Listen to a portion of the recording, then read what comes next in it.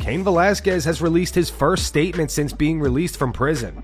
Hi everyone, now that it's been a couple weeks since my release, I've had some time to kind of get back into things, get back into a normal way of life, get used to just doing the normal things, being home with the family, being there for my kids. And I just wanted to thank everybody for their love and support.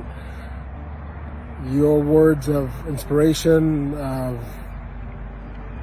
encouragement, constantly just lifted me up, myself and my family. So I just want to take this time here to thank everybody for their constant support. You have no idea what your words and your encouragement and your love has meant to me and my family. So just thank you.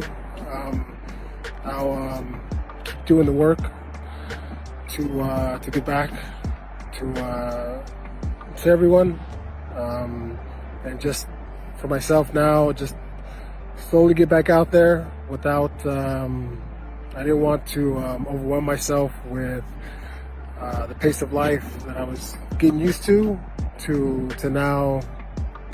All of a sudden, a new way of life, a new way of living, a new rhythm. So for myself, I just had to kind of get used to it, and I've been doing that. So again, just thank everyone, and it's good to be out. At Hype Brazil last night, Arman Sarukian put Muhammad Makayev out cold with a rear naked choke. Afterwards, he called out both Charles Oliveira and Dylan Dennis. But I want real challenges. I heard Dylan Dennis wants to wrestle me, grapple me. Come on, bro, let's do it. Let's make it happen. And I'm not gonna give you this title. I'm gonna smoke you like this. Let's go. I wanna fight next Charles Oliveira. Let's go. I was born ready for this, so I'm down any day. So, like you know, I wrestle every weekend, guys. And next weekend I'll be already in Florida and wrestling with the Rough. So I'm down for every week. So let me know what day and I'll be here. Dylan Dennis responded to Arman. He wrote, "I accept. Arman, I'll see you soon." He followed up saying, "Free money." Both Dylan and Arman are set to compete at RAF 7 on March 28th. Dylan will face Colby Covington, and Arman is rematching Giorgio Poulos. Colby Covington is not impressed with the UFC White House card. Bo Nickel recently claimed that he tried to fight Colby on the card, but Colby turned down the matchup. Bo will now face Kyle Dawkins instead.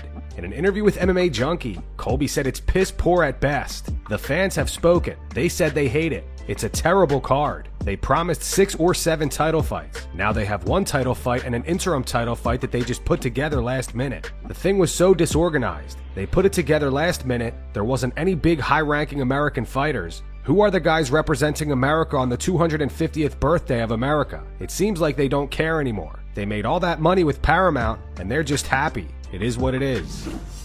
Bo Nickel appeared on the Pound for Pound podcast today and called out Kamaru Usman to wrestle him at Real American Freestyle. Bo also claims that he told Colby Covington that he'd only get on the White House card if he fought him, but Colby said no.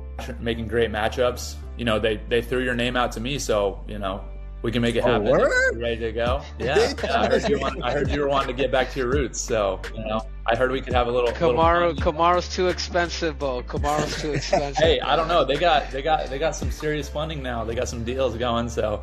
You know, word. Okay, maybe it's a phone call, bro. I need to make a phone call. Let's go. I think that'd be great for the fans. They would enjoy it. Of course. Now you have Kyle Dawkins. Was this also someone that potentially was on your radar, or was it just like, I know I'm on the card, I don't care who it is, give me someone and let's go? Yeah, I didn't really care, to be honest, who it was. Obviously, the Colby fight made sense, and the negotiations were interesting. You know, my communication with the UFC was that they wanted to fight with Colby, and they told me that they offered him the fight, and they told him that, hey, if you want to be on the White House card, you got to fight Bo. And, you know, that's the fight. So they said basically you have a choice between being on the White House card and fighting Bo, or you're not on the card. and he decided that he didn't want to, you know, fight me, and it was worth it to him to not be on the card, to not fight me. And then, okay, real quick, I hate to stop you. Do you think it's is as simple as, oh, I don't want to fight that guy, I won't be on the card? Or do you think there might have been something else that might have been a little extra motivator to maybe get that deal done? I think that they definitely could have paid him more money. I don't think they probably were wanting to pay more money. You know, I'm sure for him, you know, he's thinking, all right, I'm probably not going to win this fight. You know, I need to get a payday to like make this happen. And so, you know, I'm sure the UFC said, you know, hey, this is your contract, this is what you're getting paid. Like, I doubt they wanted to pay him any more. And so I understand his position, you know, as a businessman wanting to, you know, get your worth and get your value. I think that at the same time, the opportunity to compete at the White House is something you have to factor in a little bit, maybe. The grappling match between Jean Silva and Bryce Mitchell last night ended in a draw because neither fighter was able to secure a submission. Today, Bryce posted this to his Instagram. He added his wife. He said, "You're the best wife. I just saw this Corona mask you packed for me for the Brazil trip. It's scented too." Aljamain Sterling is set to face Yusuf Zalal at UFC Vegas 116 on April 25th. As most of you know, Aljo has been campaigning for a featherweight title shot following his unanimous decision win over Brian Ortega back in August. Zalal is 29 years old and currently riding an 8-fight winning streak. Who do you guys got for this one? Drop your predictions in the comments. Despite being friends and former training partners with Ilia Topuria, Jorge Masvidal appears to be leaning towards Islam Makhachev beating him if they ever fight. I could see Makhachev taking him down and just like making his day very, very long at the office, or Ilia just getting in there and like just getting him on the hands and catching him. Because Ilia, in my book, is like maybe 2 notches of speed above Makhachev, and the power is unreal. It's uncomparable. But Makhachev on the ground doesn't get tired, can submit you from anywhere, and he's just so damn good at getting to your legs and making you work that even if he doesn't take you down right in the beginning, he's still taxing the F out of your gas tank. He's making you get tired, he's making you work, and then right when you think, oh, he's gonna go for a takedown, boom, he throws a shot, he throws another shot to your face, and he gets to your legs. Like, I really thought, and I still do, Jack is like cream of the crop, you know, his wrestling defense is not that bad, his striking is second to none, and he played with him. I was there live.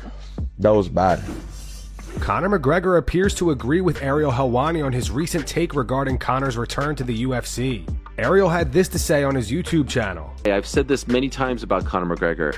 I think one of Conor's greatest skills, if you will, was his timing. I think that the reason why he got the Floyd Mayweather fight in 2017 was because it was on the heels of the sale and they wanted to recoup some of that money. I think the old regime would have never allowed him to do that.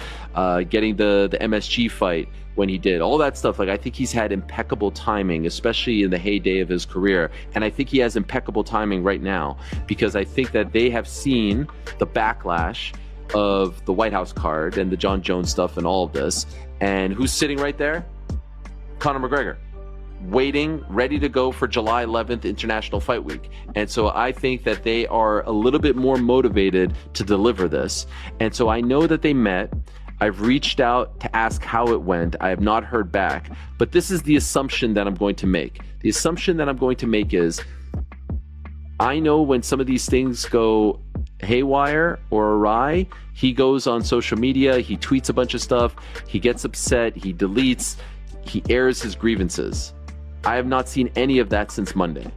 And I was looking for that because I knew when the meeting was, and I was looking for something. I'm not going to be played around. I want my release. I want this, that. He has not jumped on this train. Have you noticed? He has not jumped on this train at all.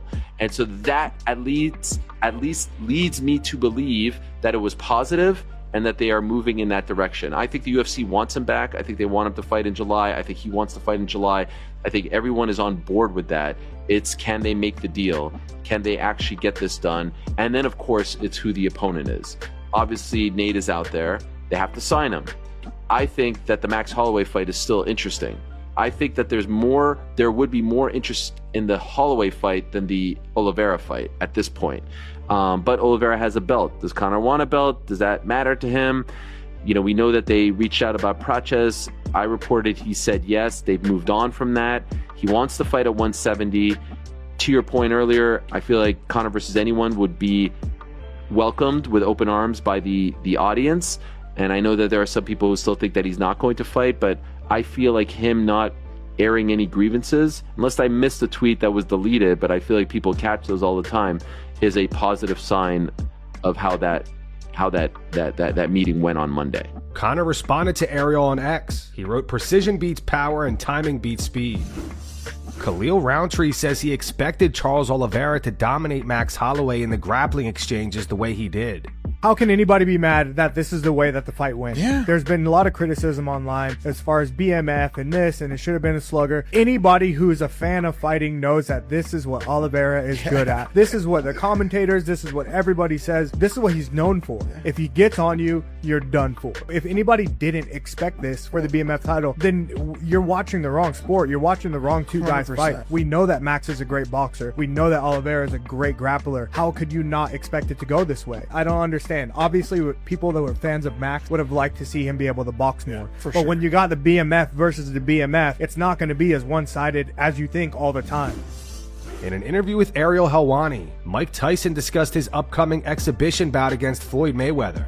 Tyson recently revealed he's dealing with a hand injury, but says he believes the fight will happen. He also noted that the bout will have no weight limit. We do know that you were in talks to fight Floyd on April 25th. Can you give us a status update on that?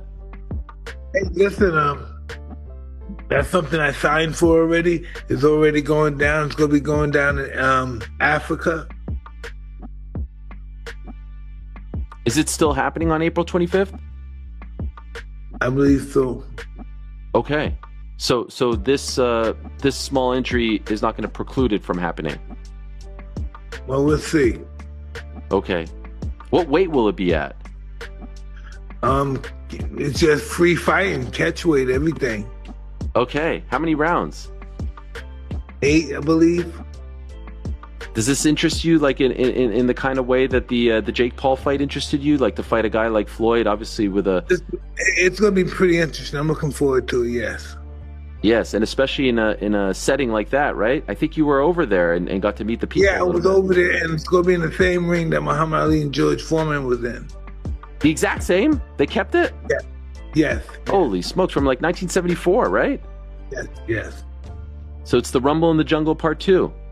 Yes. Right now, it's being reported that Khamzat Chimaev could defend the middleweight title against Sean Strickland at UFC 328 on May 9th. Nothing has been confirmed yet. However, Sean recently posted this to his Instagram. He said it's been a fun dive weekend, but back to work. Terrorists to fight, belts to be won. Khamzat recently posted this on X. He said, "Habibi, calm down. I destroyed the guy who beat you twice. American bitch." He followed up saying, "See you soon, boy." Ilia Topuria's manager Malki Kawa revealed they turned down the money the UFC offered for a fight against Islam Makhachev, which led to the UFC booking Ilia versus Justin Gaethje instead. Earlier this week, it was reported that the fight fell through because of a hand injury suffered by Islam, but now the exact reason remains unclear. Ilia blamed Islam for the fight not happening, saying he ducked him, while Islam fired back, accusing Ilia of being the one who chickened out. Then we get a call that said, hey, if we can make a fight, you can fight Islam or Gaethje, right? And we actually said, let's take Islam. We would love to fight Islam because remember, guys, it's not about picking an opponent because one is harder or easier or scared or not scared. Money's involved, and the bigger the fight, the more money it is. And so we wanted to make the most amount of money, right, that we possibly could. So we were focused on getting an Islam fight. So then Wednesday, I got asked, would you guys want to do this or that? And we said absolutely. They gave us a number. We said absolutely not, and then we didn't hear anything after that. The money that was offered was like small. It was more like, if this fight could happen, here's the numbers. Are you guys down for it? And we're like, not at those numbers. And that's going to wrap it up for the news. Thanks for watching. For daily MMA news and content, subscribe to Full Mount MMA and click the bell icon to be notified when we post videos. Here are the 3 top comments from last video. The first one's from The Eagle Has Landed. It's in reference to Arman Sarukian putting Muhammad Makhachev to sleep. It says, this is why weight classes are important. The second one's from L Bonds 430. It's in reference to Ronda Rousey saying that Valentina Shevchenko has to sell her titties on OF because UFC fighter pay is so bad. It says, man, I bought Valentina's OF. Ronda lied. And the final one's from Summa 500. It says, Arman is on the route you take to get to the final boss.